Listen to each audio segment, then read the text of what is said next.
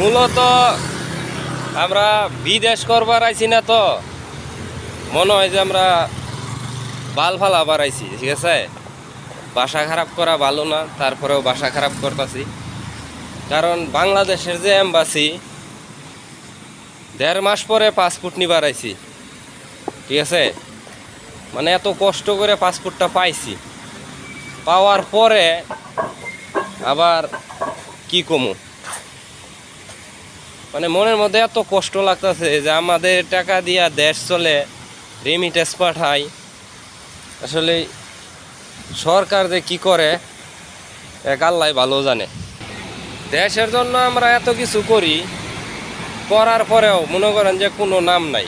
ঠিক আছে, পাসপোর্ট নেওয়ার পরে আওয়ার সময় দেখি হাজার হাজার মানুষ আমার মতো। যাই হোক, কী কমু, দুঃখের কথা।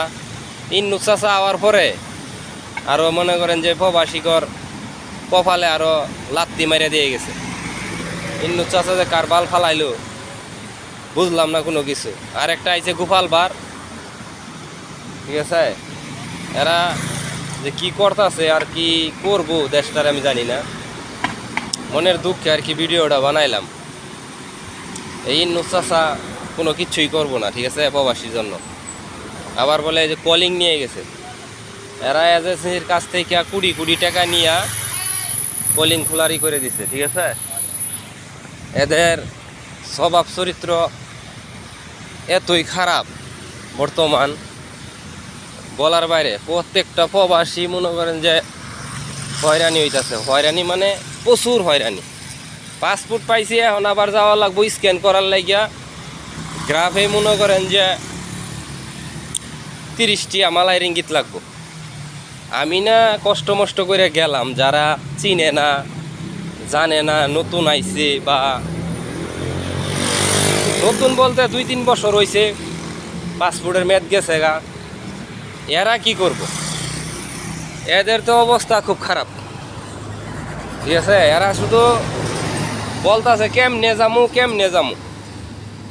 সবার মনে করেন যে অবস্থা খুবই খারাপ। যাই হোক, অবশেষে পাসপোর্ট আমি পাইছি, আল্লাহর কাছে লাখ লাখ শুক্রিয়া। এই যে সেই পাসপোর্ট পাইছি। ঠিক আছে, সমস্যা নাই।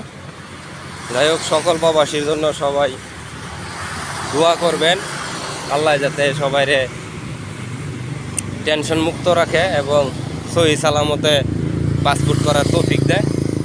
সবাই ভালো থাকবেন, দেশবাসী আমাদের জন্য দোয়া করবেন। আসসালামু আলাইকুম।